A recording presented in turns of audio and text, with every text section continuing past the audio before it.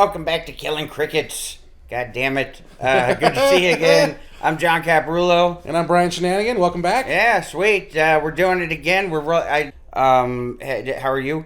Good, man. Yeah, Good, we had a good show last night. Yeah, it was a great show last night. It was nice. We kind of packed them in over at the Kennel Club. It was good. It was we had like 160 or something like that. It was 205 when everything was done. 205, really? So, I mean, that ain't bad for fucking Tuesday at 9:30, dude. That's because they had those curtains, and I was like, "Oh, are you gonna close the curtains?" And she's like, "No, we're going back." And I'm like, "No, okay." That's always. I mean, it's weird when you walk in and see that. Like, as much as we want that, because it's like the worst thing is, especially once you get to the point where it's like, like it's your name and face on it and you're the headliner. And when there's nobody there, it's like, yeah, that's kind of a direct reflection of me, isn't it? Like, fuck. And they booked me because I'm a draw, and I didn't draw. When you see all those people lined up, like they're going to a fucking game or something. Like it's cool, but it's also like, oh, you guys could probably find something better to do. It's weird how your head works when you're a comedian, because you never feel like that you warrant that kind of attention. But it's which I'm sure it's not all of me. I think a lot of it was just they're going to Jimmy Kimmel Comedy Club, and they're probably in there going, "Where's fucking Jimmy Kimmel?" After the show, you had a lot. That was a long. Yeah, there were a lot of people taking pictures and stuff like that, which was really cool. It was good. I mean, they were on board. Sold a lot of merch. It wasn't bad. The club did good.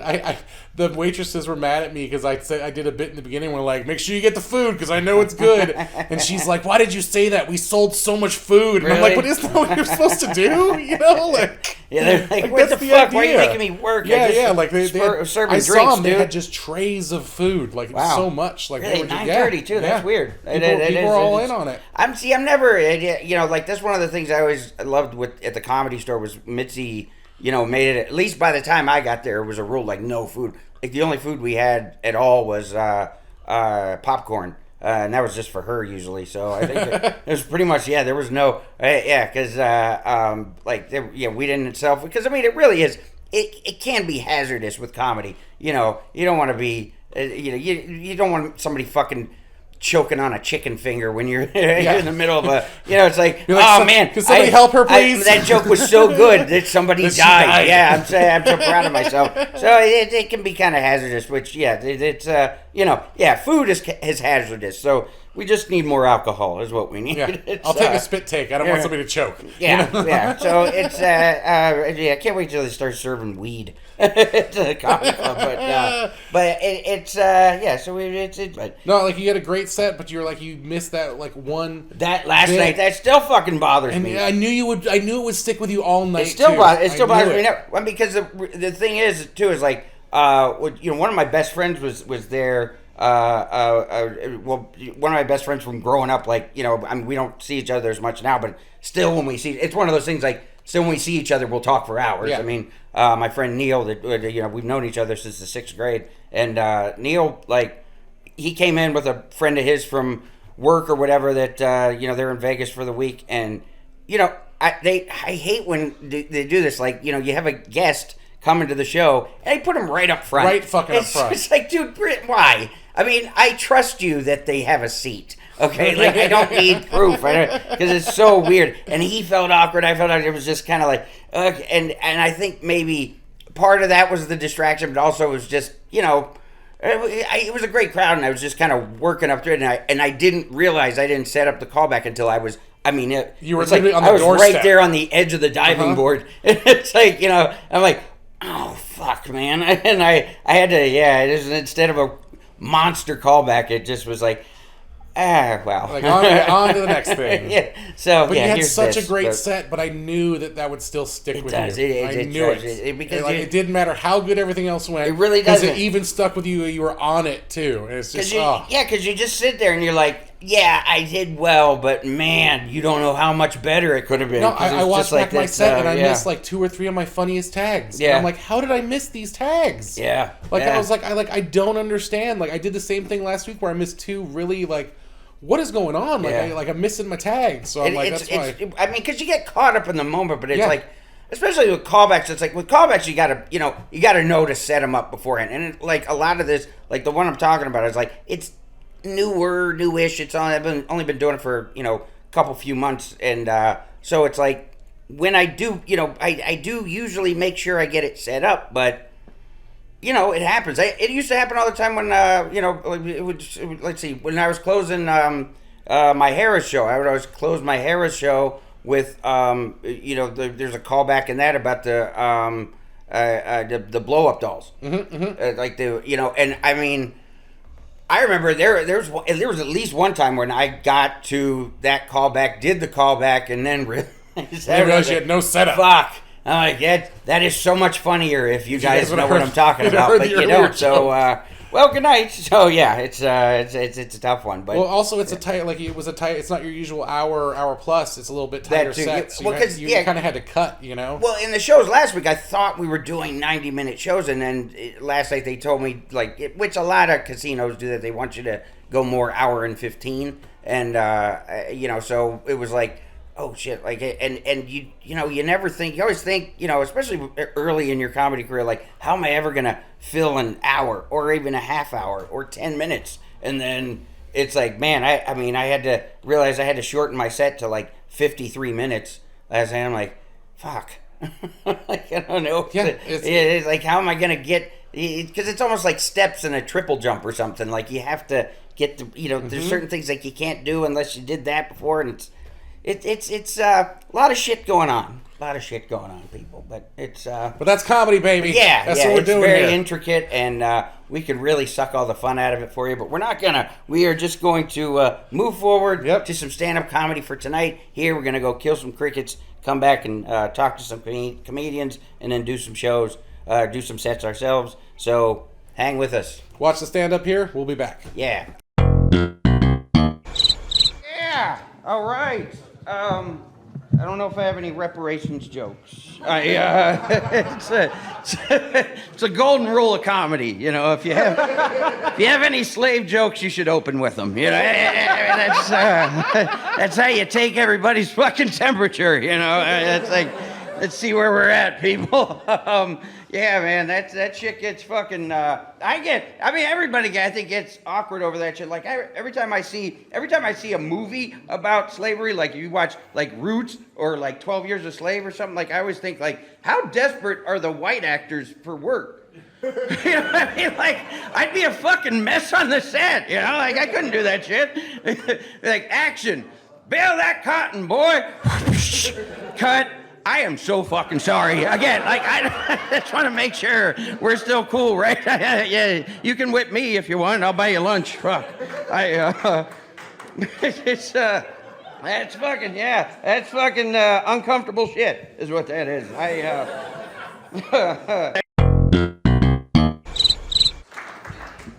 How y'all doing? Anybody in here from Cali? No disrespect, bro. Let me tell y'all something. I feel like Cali is the bleached asshole of the United States. It's like it's pretty to look at, but once you start poking around in there, it starts to get progressively shittier. I ain't had nothing else for that. That was new. I just wanted to vent.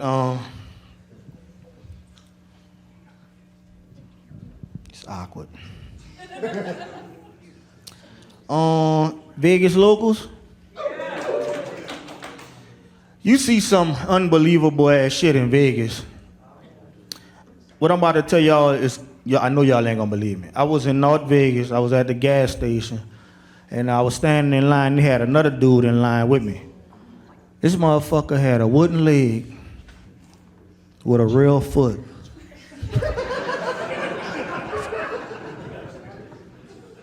Nigga, what kind of lotion are you using?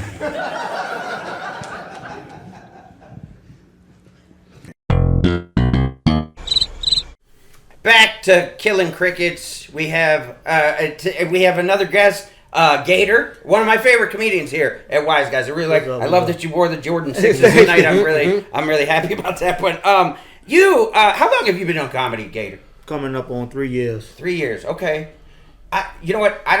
I don't know how much somebody's talked to you about, what you do or your act, but you are a really, really fantastic mess. I mean, I'm serious, man. You are a really funny dude, man. And I don't know.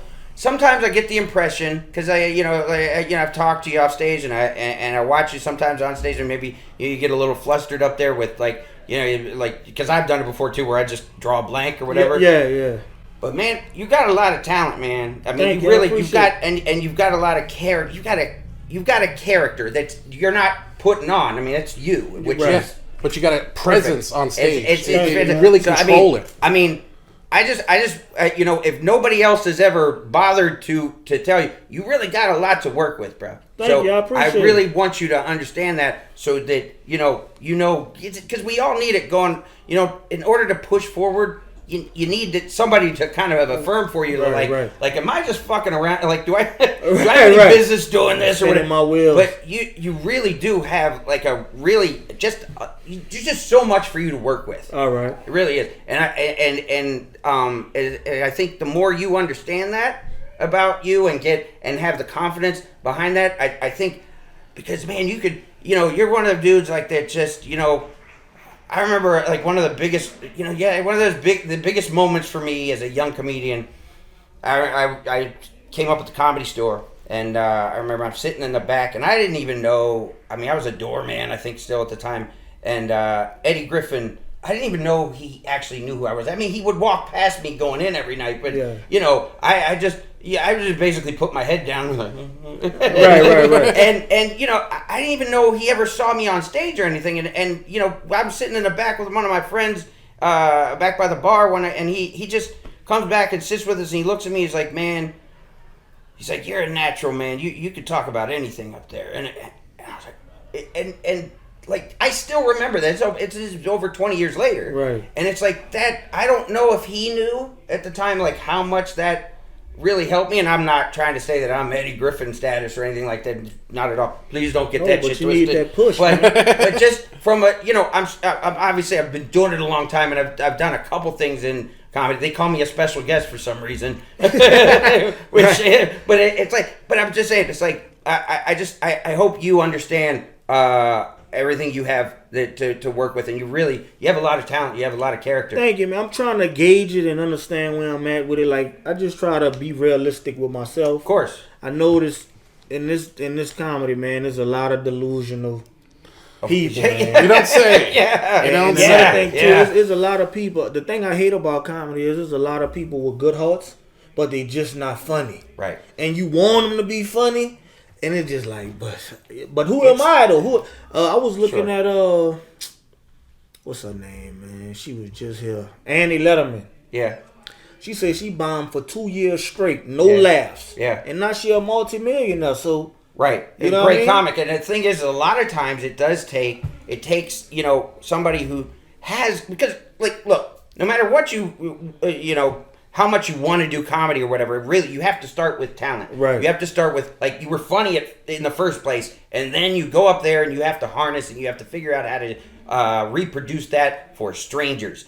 On stage, having a one-sided conversation with a bunch of strangers, and it's a different animal than making your friends laugh. Right. But you still have to make that, you have to have that make your friends laugh seed planted first. You have to have that talent in the first place. Right. So, yeah, there's a lot of people that go into comedy that you're like, I've never heard you say anything funny on or off stage. Like, why would you want to do this in front of people? Right. So, I mean, I get but like, that's not the case for you, and that's what I'm saying. And I really, I really hope that you understand that about yourself, and really, you never want to take yourself too seriously, but take your talent seriously enough to know that you just got a lot to work with, bro. All right. No, and I've seen you get down on yourself sometimes. You have some bad sets, or even we all do. But man, and that's natural, and you should. I'm not saying you should, but you should have that sort of self-awareness and humility, and be the type of person that's like, I don't think I'm great or anything like that, and I really think what I want to be is always better than what I am. So it's like that's a big part of it. But it's like, man, just you can go up and in the midst of a lot of comics, and it's like they're going to remember you. Yeah. And that's a big fucking deal, man. It really is, and it's like You know, I just like we were talking about with Casper, man. I can't wait to see, you know, what things are. You know, you're at 3 years now, what you are at, you know, 7 years and 10 years. Yeah, man, I appreciate it, man. And this setup is dope, B.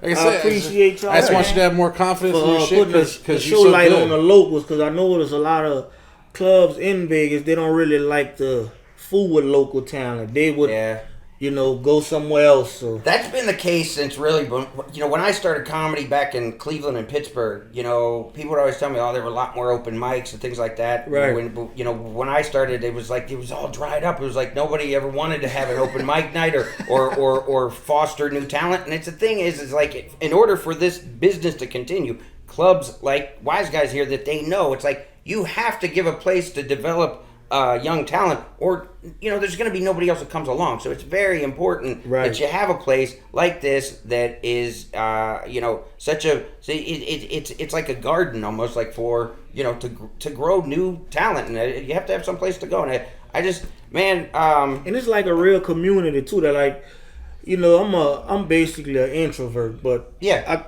turn into an extrovert to come out and hang out. I can tell on stage that you're an introvert. Right. I don't like the. You know, I like to stay to myself. I get it. No, of course. And that's why that's why I felt like, you know, I wanted to tell you that because I don't think, like, I just want to make sure, like, I mean, somebody should have told you by now, but. Yeah, Brian always took good set, man. You know, I love to see you working. Because I want to encourage you, man, because and I love the encouragement, you know, because it have been times I'm like, I don't know if I want to do this, you know. I hear you. But man, I'm watching how many shows you're getting booked on recently. Yeah, you know, like you're doing all this stuff. Just have confidence in that you're doing it. Just know. I mean, look, everybody's got to decide how much they want to do this, but just so you know that you ain't barking up the wrong tree. You're really you have a lot of talent, a lot of character, and I can see you as you develop to be within. You know, that's what I used to be. The thing I lived for when I was coming up in LA was, you know, being at the heart of the lineup on a, you know, Thursday, Friday, Saturday night at the Comedy Store, and just like going, you know, like just know when I go out there, like they're gonna remember, you know, they're gonna remember this dude, and it's like you've got that kind of potential, man. You got that kind of talent. I appreciate it, man. I think, thank y'all, man. I think somebody you're really funny, man. Thank you, man. I appreciate y'all, man. Well, thanks for coming in, man. No problem, man. Anytime, man. So what's size them shoes? Follow Gator on all the socials, guys. Yeah, 8, man. I got 9s. We can share. Cap's gonna steal the shoes before he gets over there. A couple little foot dudes over there. Yeah, man. You know what they say about dude with big feet? Yeah, exactly. They got big socks. Yeah, exactly. You know what I mean? That's all. It's hard to find shoes. Funny stuff, brother. Thank you all for right, joining. Thanks for coming in. Appreciate Follow it, the Gator. And we'll definitely have you on again, man. Yeah, no problem. 504 Gator, man. Y'all follow me. Thank y'all. I had a girl tell me that I look like the quiet and dangerous type. I said, I hate to disappoint you, but the only thing dangerous about me is this diarrhea. I'm holding it in right now. You just get to an age where you just say what's on your mind. Fuck it. Like, I'm not trying to be cute for you, girl. Fuck all that. I was at an open mic, man, and the dude said that he don't really like to go down on women because coochie is a little too salty for his taste. Nigga, that's seasoning. I personally like a little salt on my oysters. But crazy or whatever. But I forgot that joke. On to the next. I was at the Stratosphere, and I'm gonna get out of here, but I was at the Stratosphere, and I was coming out there from a comedy show, and my car was in valet. I'm waiting. It had a lady. This lady had her shirt halfway on with no bra. This lady had the longest pair of titties I have ever seen on a Homo sapien, dog. Her titties was in her pockets. Everybody standing around like this shit is normal. I'm thinking to myself, man, they got a wild pair of titties on the loose. Ain't nobody gonna do nothing about this shit. I tried it, fuck it. Thank y'all.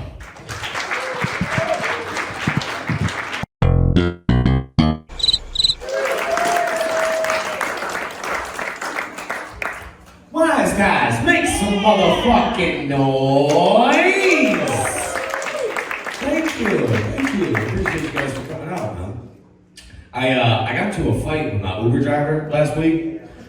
You laugh, when I say with my Uber driver, I don't mean I fought my Uber driver. I mean me and him jumped somebody together as a unit. What happened was he came to pick me up from work, and apparently he cut somebody off on the way there. So I get in the car, and this dude like just parked behind us and trapped us in this parking spot, right? And he started yelling all these racial slurs at my Uber driver. You know, go back to Afghanistan.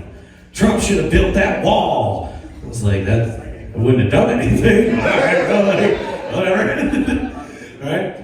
So he kept yelling racial slurs about Uber driver, and I felt like it was my obligation to stand up for him and protect him, right? Mostly because I don't have Lyft on my phone, and I needed to get home, right? So I rolled out my window, and I was like, hey bro, shut the fuck up, bro, he didn't cut you off, shut up. And he was like, who are you? And I had just gotten off work, so I got out the car, and I was like, I'm a motherfucker who ain't on the clock. Now, as tough as that sounded, he still got out the car.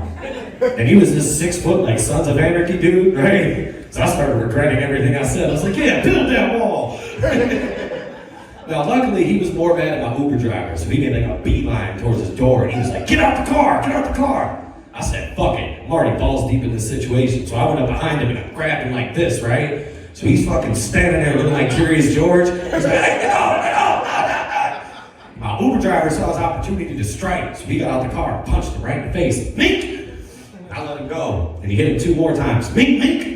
And then when dude hit the ground, I was like, I gotta get my licks in. So I'm a motherfucker who ain't on the clock, alright? So me and my Uber driver were just standing over and just stomping his shit in like this, right? Just mink, mink! And I keep hearing out of the side of my ear, you mother bitch! You mother bitch! I joined in with my Uber driver, I was like, yeah, mother bitch! And then we sped off, and we went home. You know, you like hype up a fight with your boys afterwards, right? I was like, bro, you see how I had him in that chicken hold? He's like, yeah, you see I hit him with the 2-piece of hummus? I was like, damn!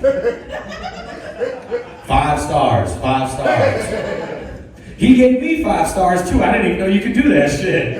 I'm a 5-star Uber passenger, all right? So look, before I get off stage, I'm gonna say this. If any one of you, and I mean any one of you, mother bitches, ever fucks with Abdullah Ahmed Ukhbara Jr., you're gonna have to deal with me, all right? My name's Casper. Love you guys. Peace. Welcome back to Killing Crickets. I'm John Caparulo still. So, Casper, thanks for being on again. Thanks, son. And thanks for having me back on. I appreciate it. And thank you for showing us the evolution of the Uber driver bit, your tag team match. Yeah, I love the physical joke in there, and I don't know if that was in there before. The thing with this thing. Yeah, it's really funny. Yeah, thank you. That was very funny stuff. It's, thank you.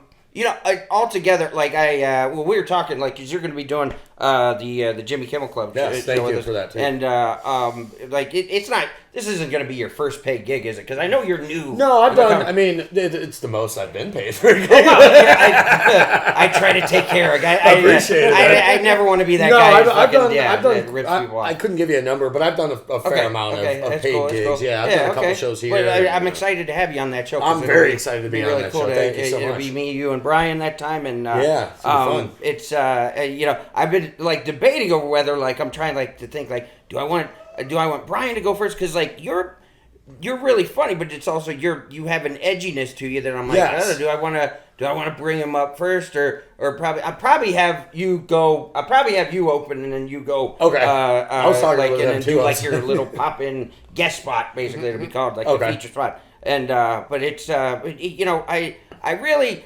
I love the way you're able to, because your storytelling is exactly what you should want out of comedians. Really, you know, you're taking what happened in reality. You know, because we talked about that. Yeah, it was real. Yeah, that really happened. And then, you know, of course, of course, not everything's 100%. Yeah, you gotta embellish, like, man. You gotta tweak it a little, and that's what makes it fun, man. Exactly. So, I really like it. How did you like the crowd tonight? Because earlier it was a little. It was rough. I was like, ooh, this is a rough crowd. We're filming for this tonight. I was like, I hope they do well. But they're more here to observe, I think. Yeah. I think here on Wednesdays you get a lot of like first time comics. So a lot of the crowd is first time comics and like their friend that they brought with to watch them do comedy. So it's kind of hit or miss depending on like what those first time comics are like. But I'm not. I come here every week, so I've seen the dead crowds, I've seen the live crowds. I'm just happy to be here. Honestly, man. It's nice to see. Well, that's a great attitude. I got 2 Captain Positives with me today. Oh no, don't get me wrong. This guy's the forever optimist too. It fucking drives me nuts. Well, I was confident in that bit too because I've got to do it a lot. Like since I worked on it here, I've worked on it like 3 or 4 times since then. So like I knew it was a good bit, so I kind of went up there like, if you guys don't like this, you're missing out. Like, awesome. It really is. That's awesome that you're able to have that sort of arrogance. Yeah.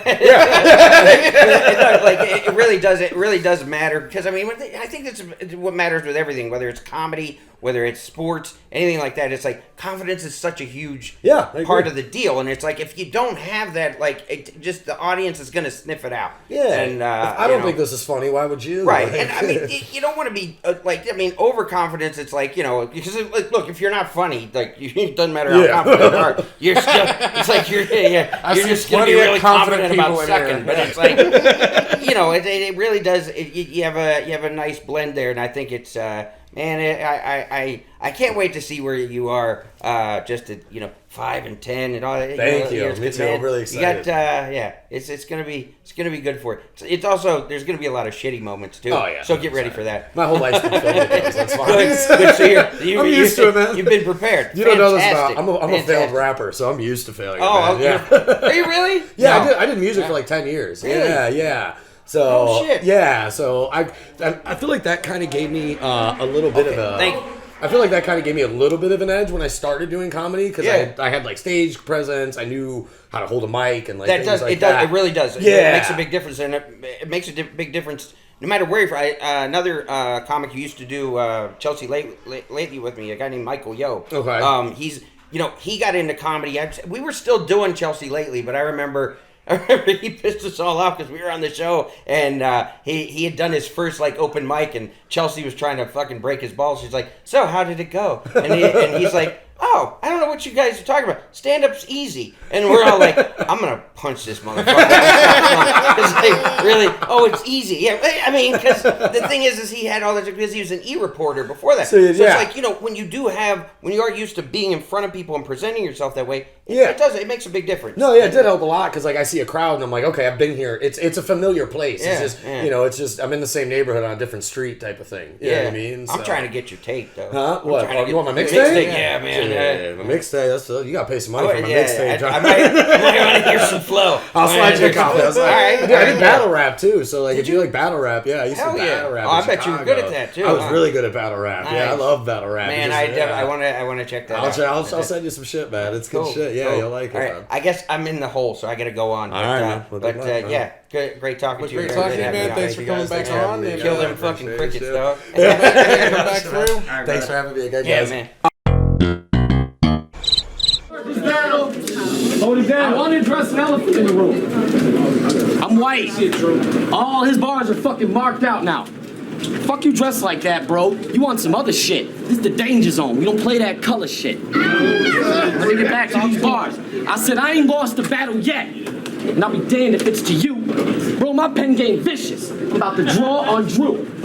Malevolent with these sentiments or you get murdered off of precedence. I'm about to bury guns like I was trying to hide the evidence. Spit bars with emphasis. You walk with elegance. That shit you talk irrelevant. Long nose in the trunk and I ain't talking elephant.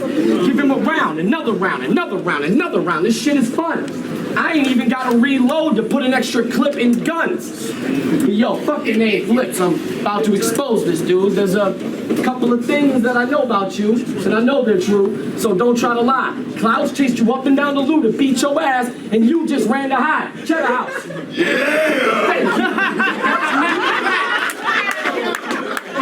You just ran to hide. You a phony, a bitch. Ducking up in the bushes like, hey, Smokey taking a shit.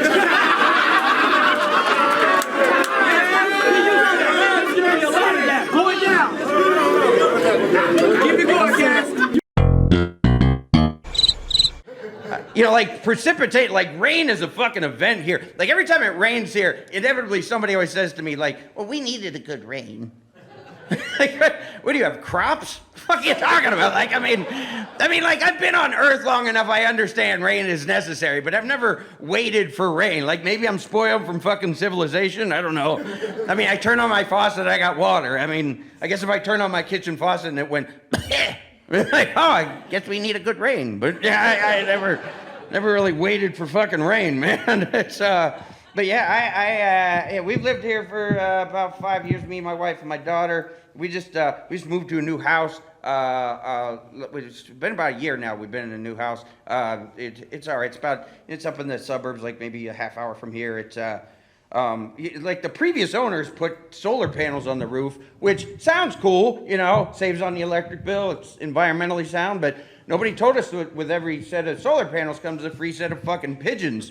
Because, yeah, that's where they live in the pits in between the fucking solar panels. I mean, you look around the neighborhood, nobody else has pigeons, just us. We look like the fucking Addams family or something. It's like, yeah, those are our birds. But pigeons are the worst. They're the trailer trash of the bird kingdom, man. I mean, because like any other bird, any other bird makes a nest on your property, you take your kid out, like, look, we got a nest of sparrows. Like, you don't react that way with pigeons. It's like, fuck. Look who found the fucking roof. Great. Every morning, like 6 a.m., I gotta fucking hear them too. It's like they can't face the fact that it's like, okay, yeah, you're a bird, but you can't fucking sing. Shut the fuck up. Every morning at 6 a.m., it's like they try to sing, but they got fucking heartburn. Like, brrr, brrr. It's like, dude, shut the fuck up. You can't sing. Don't step on my dreams. Brrr. The worst, right? Like, I mean, there's like, I counted one day, there's like 40 pigeons up there. There'd be even more if they were any smarter. And yeah, I'm at the point where I'm mad at how dumb the fucking pigeons are. Because like every other day I'll go like take out the trash or something, there's like 3 or 4 pigeon eggs splattered all over the driveway. I'm like, quit laying eggs on the fucking roof, stupid. Like, I mean, your eggs around, the roof's like this, it's not gonna fucking work out, dumbass bird. What are they up there pushing out eggs like, push, oh, it's a boy, shit. Hey, little help. It's the worst, man. I called like a couple different pest control services to try to get rid of them. Best quote I got was $2,500. I'm like, oh great, I guess we got fucking pigeons then. All right, that's fine. I better go introduce myself to them formally. But yeah, I mean, like the guy really tried to convince me it's a good price too. He was like, yeah, I know it sounds high. I'm like, yeah, because it's fucking high.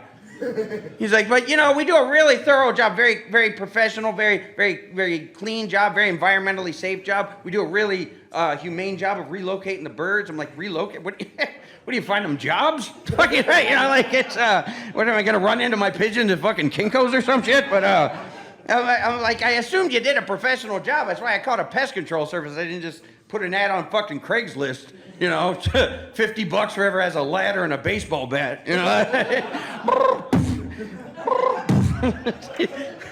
got a lot of feathers and blood over your roof there, John. It's like, yeah, we need a good rain. But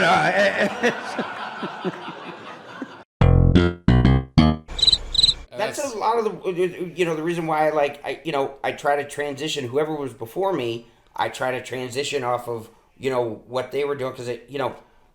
I just like, I like to have a more seamless, you know, transition. It's like, okay, if somebody's talking about this time, I can't just completely change gears. It's going to be a real uphill climb. And that's what for me tonight, that's what I did to start my set. The guy before me was talking about reparations. Yeah. I don't know if we'll have a clip of that, but if we do, great. If I can get him to let us use it. Right, but he was talking about, you know, reparations and all that stuff. So I naturally, I mean, you know, you talk about the crowd being sort of stiff. It wasn't a night for a white guy to talk about reparations. No. So I kind of use that to like, because it's, I mean, that's the thing. It's like, once you've been in comedy this long, it's like, you kind of have a bit or a line or something or a take on pretty much every topic. Yeah. So it's like, you know, I'll take whatever that was and I'll go, okay, I have my thing that I can do that's related to that. And then boom, and then I'm, you know, they're with me and then I can be off and running. And, because my plan tonight was really I wanted to do the stuff that I, you know, once I started with the weather stuff, you know, because I wanted to go further there, and I was even asking the host, and yeah, there's something about, like, with me, it's like, I can't bring myself to fucking just, like, run it too long or, like, be like, I don't want to be the guy who just becomes this big, giant interruption in the middle of the show. Who just comes in and does 15 when everybody else is doing 3 to 5. And it's like, I know they'll let me do that, and I know, it's like, yeah, I of course, I've had, I have enough, like, sort of credits and experience or whatever that, yeah, they'll allow me some more time, which I still do take more time than the other guys do. I mean, I couldn't possibly do 3 minutes. I don't think I can't even say hi in fucking 3 minutes. Yeah. So when I went out there, like, I don't know how long I ended up being, but it was like, basically what I'm saying is, next episode, I think I'm still gonna, I might go back to that set because there's still more of it that I wanted to put on there because, I mean, like I said in the intro of the show, there were a lot of the bits that I was doing with Caplets that, like, okay, like the stuff with the pigeons, the stuff with the, with the weather stuff, and then, I also wanted to,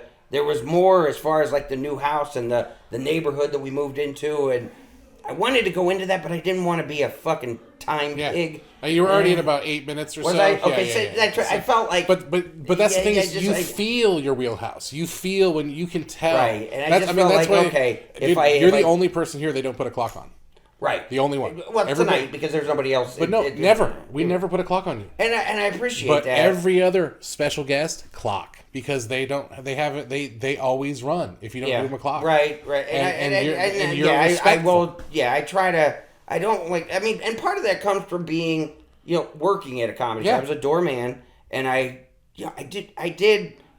experienced that a lot where, guys would go up, run the light, push the line up, by the end of the night, the time of the lineup would be all fucked up, and, and I understand how pissed off people got about that. Like, no matter where you are, what your status is in comedy, no matter what you've done, no matter how much all the guys, like the young guys or whatever, when you come in and they go, oh, I'm a big fan of yours, I love your specials or whatever. But they came in to get their own stage time. And they're going to be eventually really pissed off and be like, every time they see you, they're going to be like, oh, here comes this motherfucker. I hope I go before him. Great. I'm not getting on till 1 a.m. Yeah. And it's like, I've never in my life couldn't bring myself to be that guy because it just doesn't feel fun to me to think like, okay, I'm up here, even if I'm killing with the audience, to feel like, oh, there's people in the back right now wanting to, like, just grumbling, like, oh, this motherfucker won't ever get off stage, and I don't want to be that guy, and so tonight I ended it at a callback, but there was more that I was gonna do. I guess because there's at least 2 or 3 other of those pigeon jokes alone. The pigeon stuff, and then I had the whole thing about the neighborhood we moved into, and so yeah, there's more. Because that gave you the crops callback. Right. So you missed that. Like I said, because that bit is a 10 to 12. If you do all 3 segments, it's like a 12-minute bit. And that was those were all bits that I basically wrote because of Caplets. Caplets forced me to write, because that's the whole thing. Is like it forced me to write new stuff, and then it's like I have to do new something, and then problem is like it's not very refined. It's not really polished. So I'll end up doing it for the first time on camera, end up putting it out, and then it's like I'll take it on the road, and it actually becomes part of my set, and then it does become really polished, really has some callbacks, and it has better punchlines, and it's always like, fuck, man, I put that one out too early, or I just and it's cool to put it out in the stages that it goes, I guess, but it's just but especially when you're actually doing it as part of your longer hour. Yeah, because I've seen where you don't put them all together. You do the weather a little earlier. You do the Mormon middle. And you kind of do the pigeons. So it's like in this, you're doing them all in one run. Right. But when I've seen you do it in your whole full set, it's like you spread them out more, so the callbacks are a little more spread out. And that's the thing with these sets. I think that's a lot of times where I tend to stumble a little bit too over like trying to keep myself on track, because it's like, look, in these sets you want to go boom, boom, boom, boom. You want to like just. You're cutting through it. Like, look, just find it, go. And when I'm on the road headlining, I kind of I can slow down. I got all the time in the world. So it's like, all right, I can stretch this out a little bit more. So it's a different pace, and which I think a lot of people, and sometimes I prefer like the faster pace, like just go boom, boom, boom, get in, get out. And it's like, sometimes I'm like, man, who wants to listen to me for an hour? Like, it's better to, get those little quick hits, and it's fun. I love shorter sets. Tonight I took probably my first 2.5 minutes.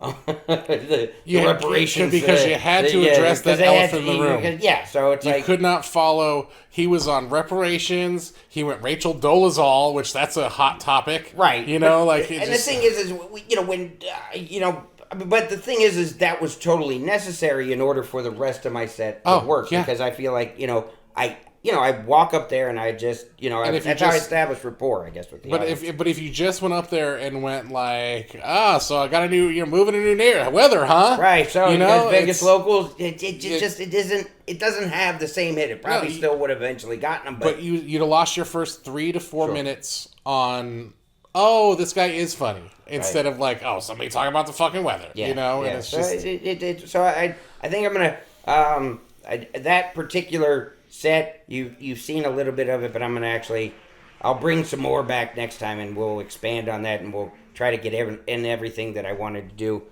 with that one. And if not, I'll think of something else, whatever.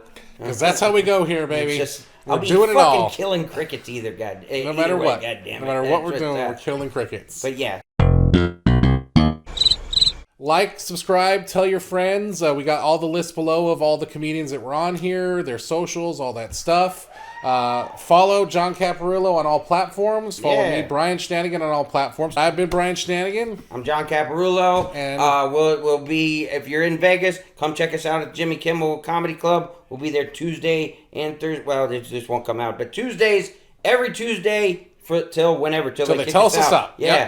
Jimmy Kimmel Comedy Club here in Vegas, and check the website for all the other appearances. Otherwise, it's been fun. Yeah, we're out. Peace.